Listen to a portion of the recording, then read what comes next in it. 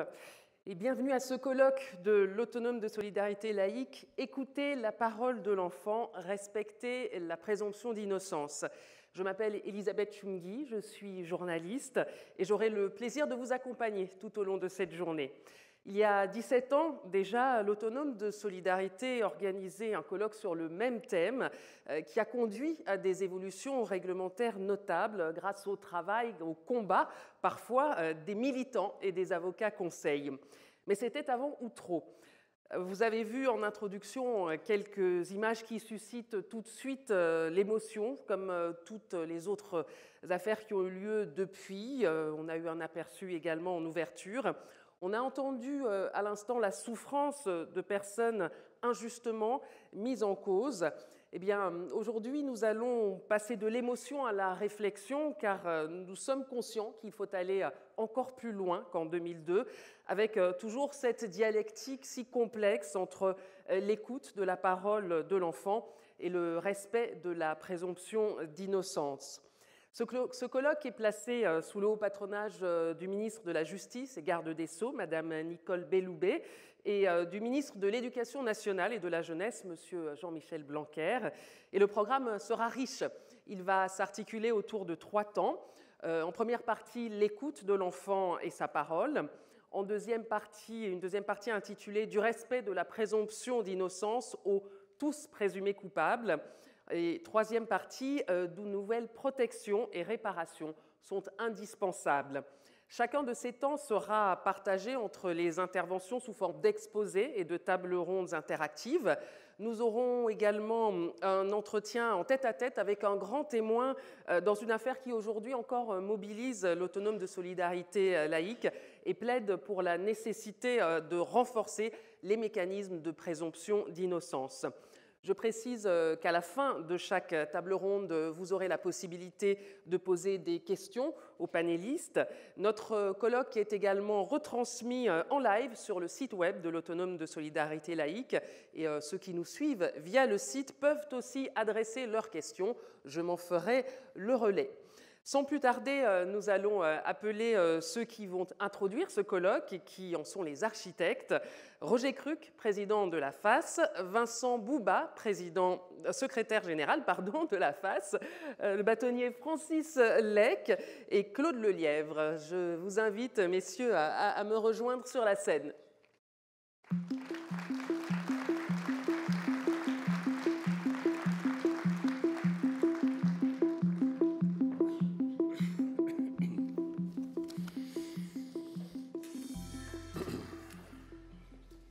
Bienvenue à tous et donc pour ouvrir officiellement les travaux, je laisse la parole à Roger Cruc, président de la FAS.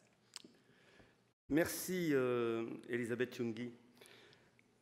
Mesdames et messieurs les sénateurs, mesdames et messieurs les représentants du ministère de l'Éducation nationale et du ministère de la Justice, monsieur le procureur général de Grenoble, mesdames et messieurs les présidents, secrétaires généraux, administrateurs des syndicats, associations et mutuelles amies, mesdames et messieurs les avocats conseils des autonomes de solidarité laïque, mesdames et messieurs les militants et salariés des autonomes de solidarité laïque, mesdames et messieurs, chers amis, je suis très heureux de vous accueillir ici ce matin à la Cité des Sciences pour cette journée de travail que nous consacrerons à la recherche des équilibres entre deux concepts qui, tant ils sont chargés d'émotions, d'affects et souvent de souffrances insupportables, se heurtent l'un à l'autre, s'opposent et peuvent finir par détruire ceux qui sont confrontés à des drames quand s'emballent les machines policières, judiciaires, administratives, médiatiques et qu'autour d'elles, à chaque fois et sans réserve, s'invitent les paroles dites trop tôt par les uns et par les autres, les rumeurs, les passions et les raisons perdues. L'enfant est sacré. Qu'en est-il du recueil de l'usage de sa parole? Présumé innocent, chaque citoyen de ce pays l'est, sans le moindre doute. Mais quand le doute s'installe, de pseudo-coupables, chacun peut devenir une vraie victime. Le cadre est posé. Il ne peut pas y avoir d'antagonisme. Il suffit de veiller aux règles, de les améliorer sans cesse en étant vigilant aux équilibres. D'abord éducateurs, les acteurs des autonomes de solidarité laïque ont au cœur de leur mission la protection et la sécurité des enfants que les familles confient à l'école. Il n'y a aucune réserve, aucune dérogation à cet engagement et à ce devoir. L'enfant doit être protégé, c'est le principe fondateur de l'ordonnance de 1945 et devra le rester même dans de futures évolutions. Militants des autonomes de solidarité laïque dans un état de droit, nous sommes résolument attachés au respect et à la défense du principe de présomption d'innocence que la procédure pénale de ce pays élève au rang de principe fondamental. Ce principe est consacré dans la Déclaration des droits de l'homme de 1789 et depuis une loi de 2000, il figure à l'article préliminaire dans le Code de procédure pénale. Il y a 17 ans, Elisabeth le rappelait à l'instant, mesdames et messieurs, nous avions organisé un premier colloque qui portait le même titre. Les mêmes questions se posaient, comme elles se posent à chaque fois qu'une affaire grave apparaît. Nous avions à l'époque produit une dizaine de propositions à l'intention des pouvoirs publics. C'était quelques mois avant le chaos déclenché par la dramatique affaire d'Outreau, où tout a explosé, où plus personne n'a maîtrisé le désastre humain qui prospérait, où l'on a vu dysfonctionner tout un ensemble de process sans aucun moyen de stopper l'engrenage mortifère qui s'installait. Des vies brisées, une image de la justice fortement abîmée, et pourtant la volonté affirmée du plus jamais ça dans une société de droit, une société de lumière. Du constat de l'affaire d'Outreau est venu le temps du diagnostic, celui des analyses, puis celui des propositions. Et monsieur le sénateur André Valigny, qui nous rejoindra cet après-midi, nous dira, lui qui a tant œuvré à la présidence de la commission dite d'Outreau, ce que fut cette affaire et surtout, si quelque chose a changé depuis, qui peut nous protéger de tant de violence. Nous avons tous appris d'Outreau. Nous avons appris des situations de notre action militante. Nous avons appris, que notre action militante nous conduit à suivre et notre rendez-vous d'aujourd'hui sera l'occasion du partage des connaissances, l'occasion de la construction des propositions, l'occasion de leur enrichissement par les échanges avec vous tous et avec les spécialistes que nous avons invités et que je remercie très chaleureusement d'être avec nous aujourd'hui. Notre engagement, mesdames et messieurs, est total. Il est ambitieux. Les militants des autonomes de solidarité laïque et les avocats conseils assistent les adhérents. Ils observent les fonctionnements des institutions qui œuvrent tant à la protection des élèves qu'à la recherche de la vérité. Ils en mesurent les effets sur les personnes et ils en tirent l'expérience utile pour que nous prenions ensemble notre part, par nos propositions, aux évolutions réglementaires. Il s'agit là de notre engagement citoyen. Il est au cœur de nos actions. Ce colloque s'inscrit dans cette démarche. L'Autonome de solidarité est une grande organisation. Elle œuvre depuis plus de 115 ans pour l'école de la République. Elle apporte son soutien, son savoir, ses compétences au personnel lorsqu'ils sont confrontés aux risques professionnels. Elle le fait encore plus solidement aujourd'hui, avec son partenaire la Maïf. Et je remercie son président Dominique Mahé pour son attachement à notre organisation, marquant ainsi tant l'intérêt commun que nous avons à agir pour une société meilleure que l'amitié profonde qui unit nos deux organisations et les femmes et les hommes qui agissent chaque jour pour leur prospérité. Comme son partenaire, l'Autonome de solidarité laïque, avec ses militants et ses équipes techniques présents dans tous les départements, compte pour les personnels. Elle est indissociable de l'école de la République. Elle est indissociable de la République. Je souhaite souligner et remercier très chaleureusement la volonté des ministres, Madame Nicole Belloubet, ministre de la Justice, garde des Sceaux, et de Monsieur Jean-Michel Blanquer, ministre de l'Éducation nationale et de la Jeunesse, de placer notre colloque sur leur haut patronage, marquant ainsi la reconnaissance et la valeur de notre travail. Cela, croyez-le bien, renforce notre engagement et marque la mesure de nos enjeux. Mesdames et messieurs, lorsqu'il y a un peu plus d'un an, avec le conseil d'administration, nous avons confié à notre secrétaire général Vincent Bouba et au bâtonnier Francis Lec la mission de réfléchir à la suite du colloque de 2002, je souhaitais que nous fassions un bilan de nos propositions de l'époque. Il me semble en effet que notre organisation devra toujours poursuivre ce travail et que les propositions issues de cette journée devront contribuer à maintenir, mais aussi à renforcer, ce qui est encore un trop fragile équilibre entre les sanctions accentuées auxquelles sont exposés les fonctionnaires et les personnels d'éducation, en particulier parce que détenteurs d'une mission de service public et d'une autorité sur leurs élèves, et leur protection lorsqu'ils sont eux-mêmes victimes d'agressions ou de dénonciations. Tout cela doit être à la même hauteur, à la hauteur accordée à la protection de l'enfance, comme celle que l'on accorde à la présomption d'innocence. Je souhaite aussi que nous portions encore plus loin nos observations, que nous affinions nos analyses pour fournir encore d'autres suggestions, parce que le temps n'est plus le même, parce que les événements sont venus interpeller nos acquis, nos certitudes parfois, et parce que nous sommes les représentants d'une organisation réactive, incluse dans la cité, et qu'à ce titre, nous avons vocation à participer à l'amélioration du sort de tous par nos contributions à l'enrichissement des textes réglementaires.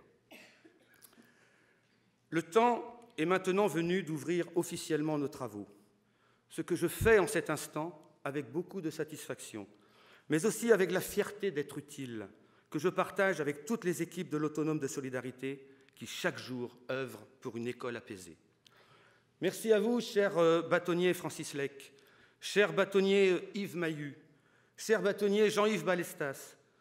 Merci à vous, cher maître Florence Lec, Laurent Bruno et Stéphane Duval, qui formaient ce remarquable collectif d'avocats sur le pont encore tard hier soir, cheville ouvrière de ce colloque que nous vous proposons aujourd'hui.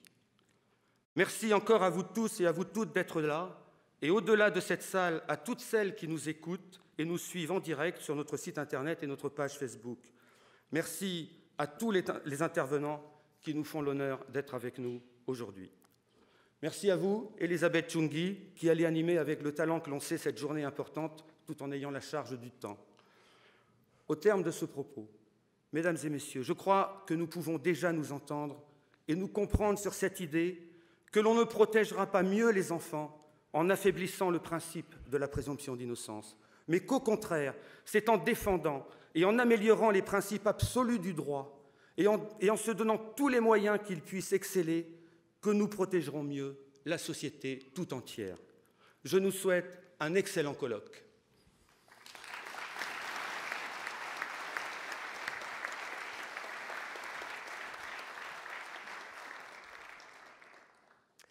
Merci, Roger Cruc.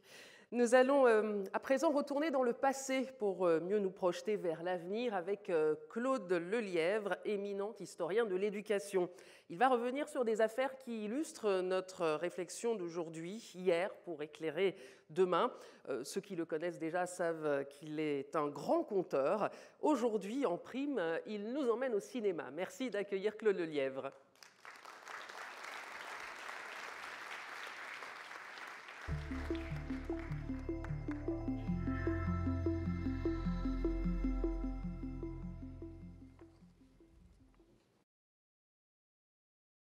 C'est à vous. Bonjour à tous. Mais qui êtes-vous? Qui êtes-vous? Que faites-vous là?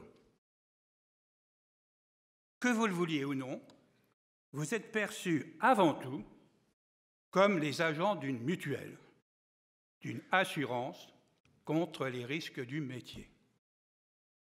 Les risques du métier. Cela s'est noué historiquement, pour l'essentiel, il y a un demi-siècle. Pas avant, pas après.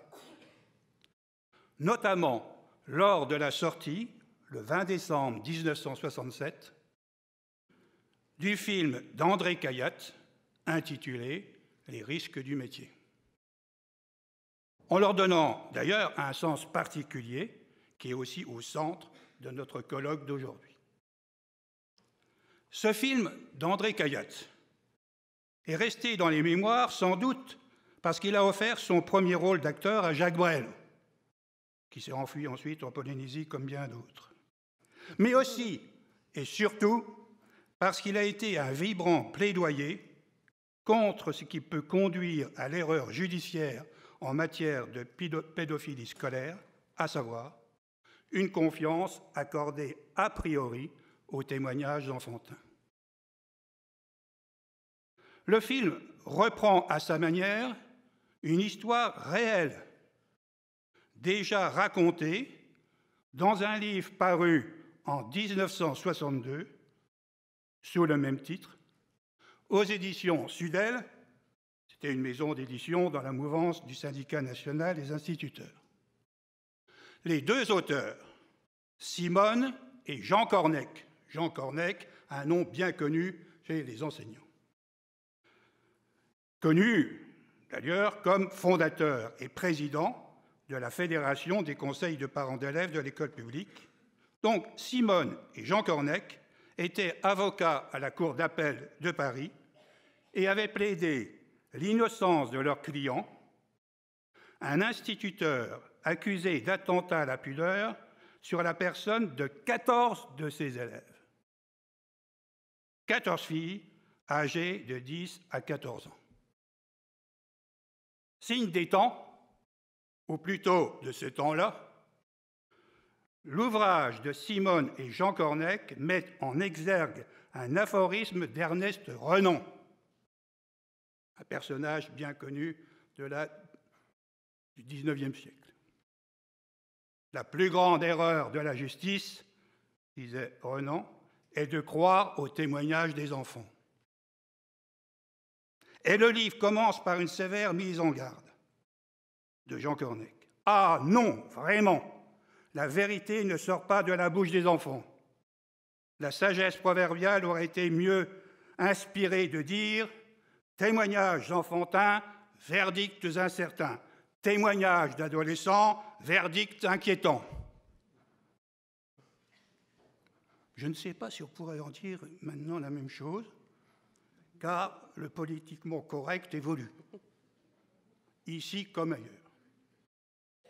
Les avocats des parties civiles ont soutenu la thèse simple et quelque peu simpliste que les 14 fillettes ne pouvaient avoir toutes menti et que donc l'instituteur Pierre Dupont ne pouvait qu'être coupable.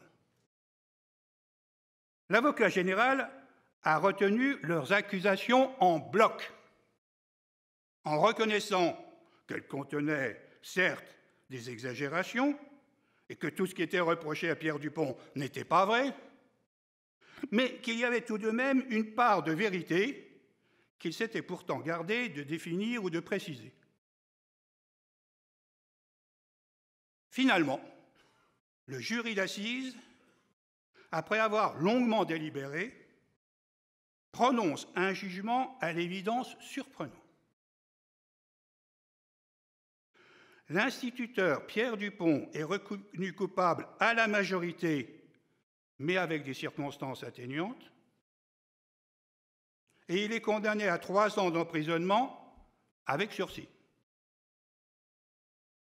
Denis Forestier, le secrétaire général du Syndicat national des instituteurs, s'insurge dans un article paru dans l'École libératrice, dès la fin du procès.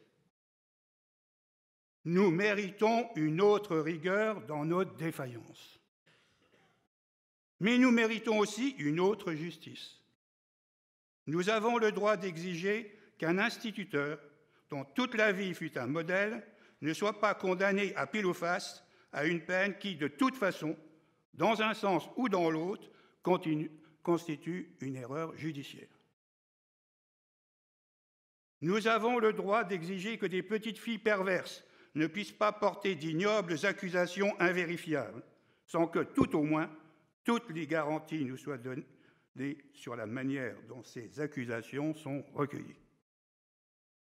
Simone et Jean Cornec, quant à eux, terminent leur livre de 1962 en pointant, je cite, « l'impossibilité dans laquelle se trouve l'appareil judiciaire français de juger de façon satisfaisante les procès de cette nature et la nécessité de réformer au plus vite sur ce plan l'organisation judiciaire. » Et ils mettent l'accent sur une modification qui leur paraît capitale. Le témoignage enfantin doit être recueilli avec une foule de précautions, et utilisé avec une grande circonspection. 5 ans après, en 1967, le film « Les risques du métier » d'André Cayatte donne une dimension populaire à cette mise en garde. Il y a les travaux, et puis il y a les échos populaires. C'est leur articulation qui fait que les choses peuvent ou non changer. Ce succès populaire du film va même peut-être au-delà des espérances si l'on prend en compte et au sérieux ce qui est dit des jeunes filles comédiennes dans les journaux. Le Figaro du 25 décembre 1967. Que montre ce film? La fragilité des témoignages d'enfants, la méfiance qu'appelle une mythomanie puérile assez répandue, la nécessité peut-être de légaliser cette méfiance. Quant aux toutes jeunes actrices de ce film, mieux elles jouent, plus on éprouve de gêne. Parce que des jeunes filles peuvent faire de la comédie qui apparaissent comme de la réalité et de la vérité. Le Populaire du 3 janvier 1968. Les gamines actrices sont effrayantes de réalisme, et je dirais presque de vérité. La Croix du 7 janvier 1968. Les risques du métier illustrent une affaire comme il s'en produit des dizaines chaque année. Que faire pour éviter de semblables drames, ou du moins en réduire le nombre? D'abord, bien sûr, n'attacher que peu d'importance aux dires des enfants. Dans 9 cas sur 10, elles affabulent plus ou moins consciemment, et pour peu que le maître ait un certain charme, c'est à qui l'accablera. On ne peut se résoudre à citer nommément les jeunes actrices vouées à l'emploi de gueuses perfides et lâches. Leur naturel, leurs convictions font froid dans le dos. Donc, un bon moment de misogynie. Convaincant. Mais il faut attendre une autre affaire, qui va aussi défrayer la chronique, pour que l'on prenne vraiment à bras-le-corps le problème.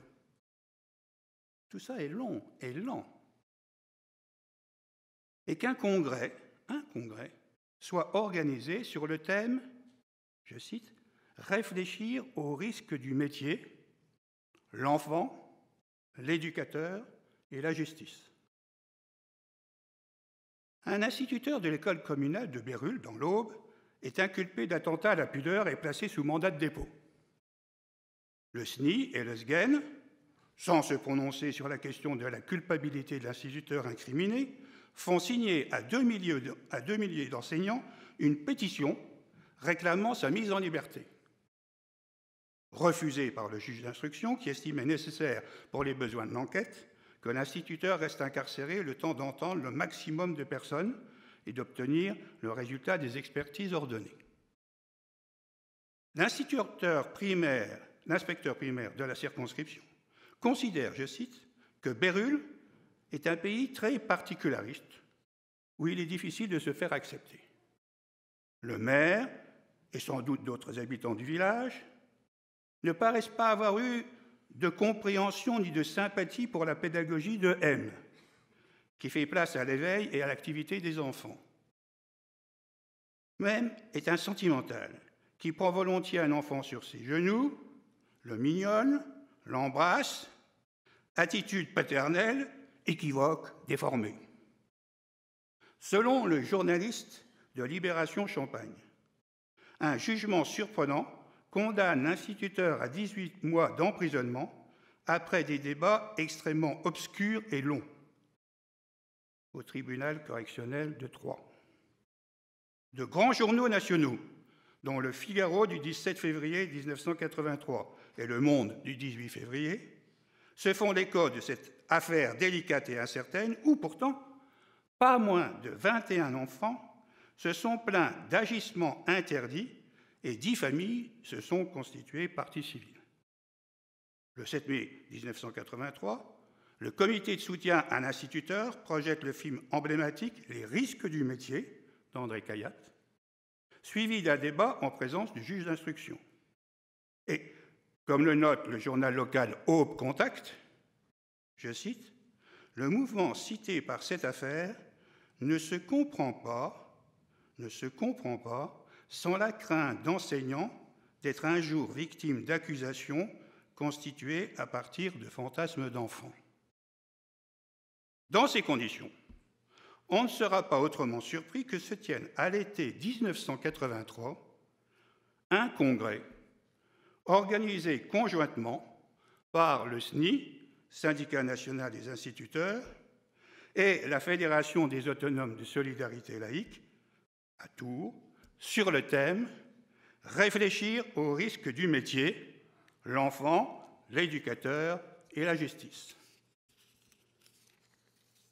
Jean Cornec, l'avocat conseil de la Fédération des autonomes de solidarité laïque, au niveau national, l'ancêtre de Francis Klein, dit son effroi devant les sommes qui peuvent être mises en jeu. Ah ben l'aspect financier, ça fait bouger et réfléchir.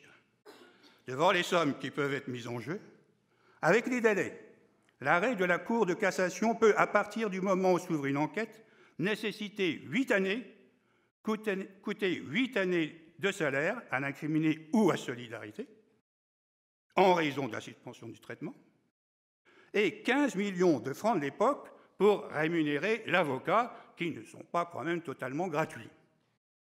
Dans le dossier, publié le 11 juin 1983 par l'École libératrice, l'organe du SNI, la dirigeante syndicale Martine Le Gall rappelle qu'il ne saurait bien sûr être question d'être conciliant avec ceux qui sont indignes de la mission qu'ils ont vis-à-vis du futur homme et du futur citoyen. Mais elle s'inquiète vivement que, sans preuve expresse, sur la seule base du témoignage enfantin, la vie d'un instituteur puisse être brisée. Au congrès de Tours de juin 1983, les propositions se focalisent sur 3 points sensibles. Premièrement, mise en place de commissions au plan régional, à la justice, du côté gendarmerie-police, dans l'académie, au niveau de l'ordre des avocats. Et enquête préalable, rapide et discrète, organisée en coordination avec le procureur de la République et un délégué de l'inspection générale. Deuxièmement, suppression de la détention provisoire pour l'enseignant, remplacée par le contrôle judiciaire, et affectation pendant la procédure à une fonction non scolaire dans le cadre de l'administration, suppression de la suspension. Troisièmement, formation à l'audition des enfants et amélioration de ces techniques afin de déformer le moins possible leurs propos, hors de la présence des parents et avec magnétophone. Eh bien, de l'eau est passée sous les ponts depuis ces propositions du congrès conjoint du SNI et de la FAS de juin 1983. Et on va pouvoir juger de ce qu'il en est actuellement, une génération après. Mieux, on va voir quelles vont être vos propositions d'avenir. Bon travail donc, et colloque à hauteur historique.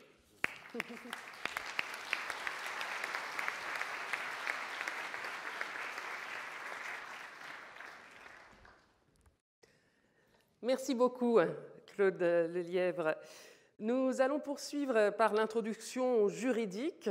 C'est un peu le grand ordonnateur de ce colloque, puisqu'avec le collectif d'avocats chevronnés et motivés cité par le président Roger Cruc à l'instant, et que vous aurez l'occasion d'entendre tout au long de la journée, eh bien, il planche depuis des mois. Merci d'accueillir le bâtonnier Francis Lec, avocat Conseil national de la FAS.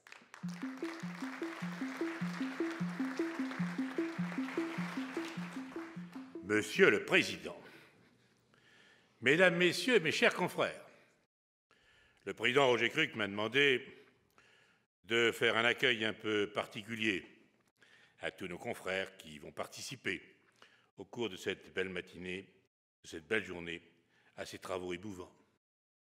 Et le témoignage que nous avons vu à l'instant était tout aussi exceptionnel.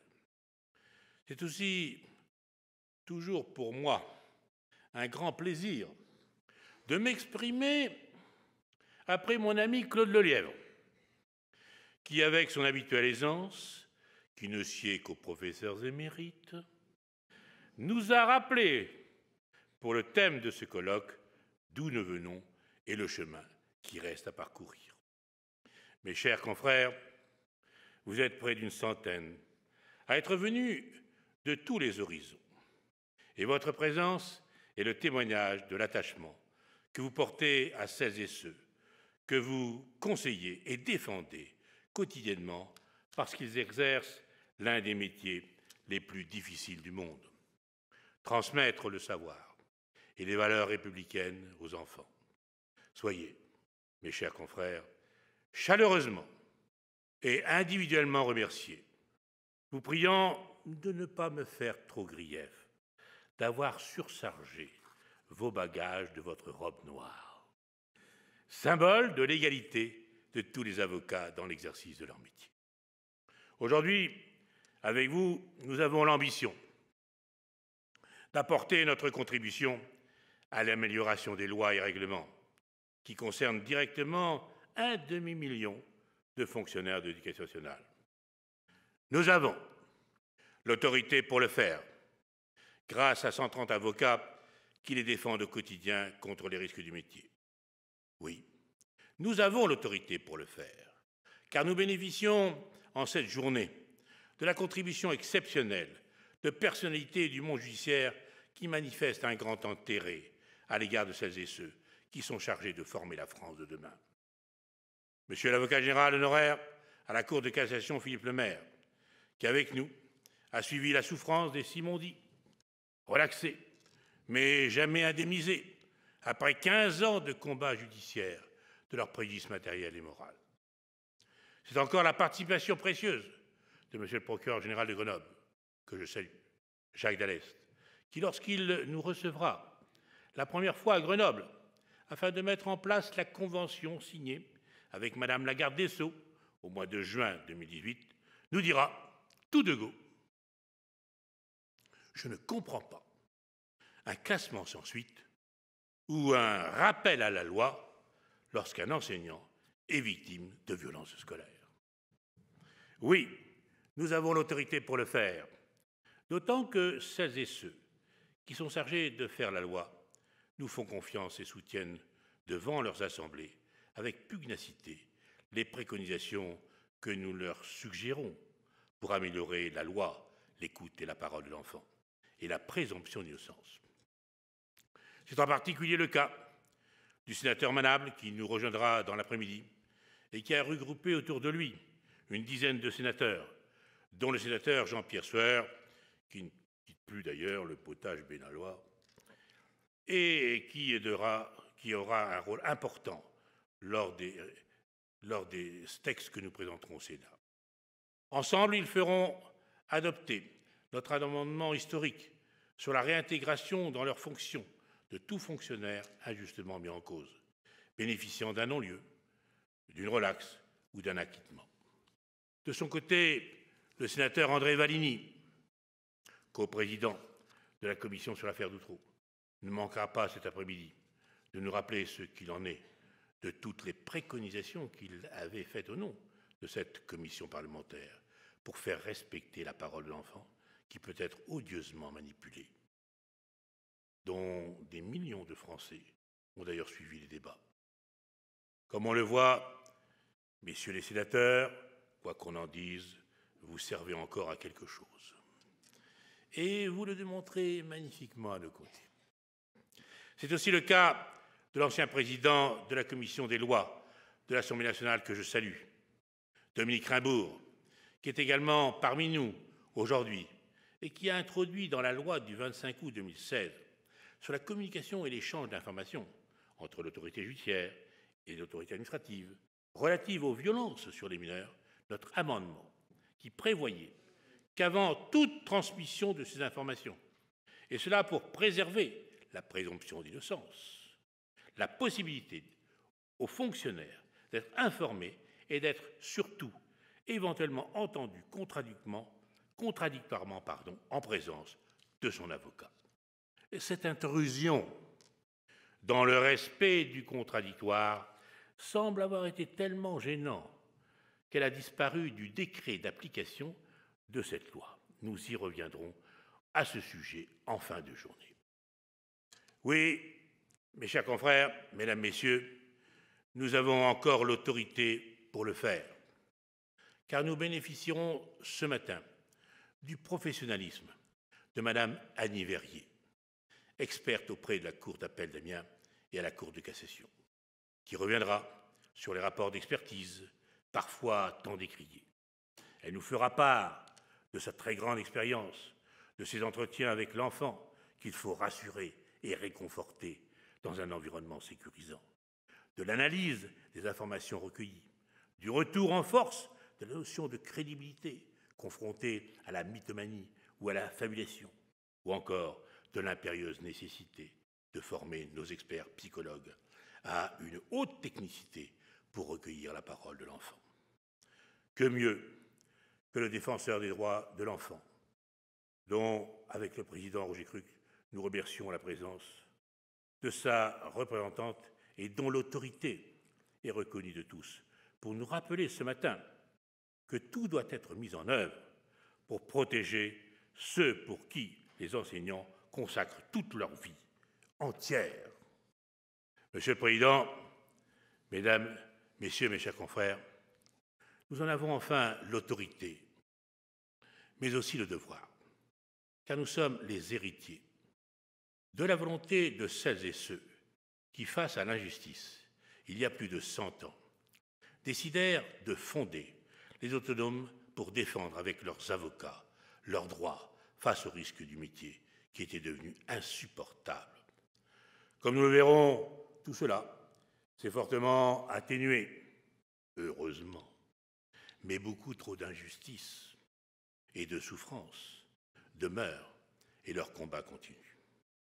Oui, tout cela nécessite une énorme énergie, une détermination farouche, un cap qu'il nous faut tenir et qui sont symbolisés et incarnés par le président Roger Cruc, que je me permets de remercier au nom de tous les avocats et à travers lui tous les présidents d'autonomes qui forment avec les avocats un magnifique couple avant qu'ils ne s'embrassent. Monsieur le Président, Mesdames, Messieurs, mes chers confrères, excellente journée à toutes et à tous et à tout à l'heure.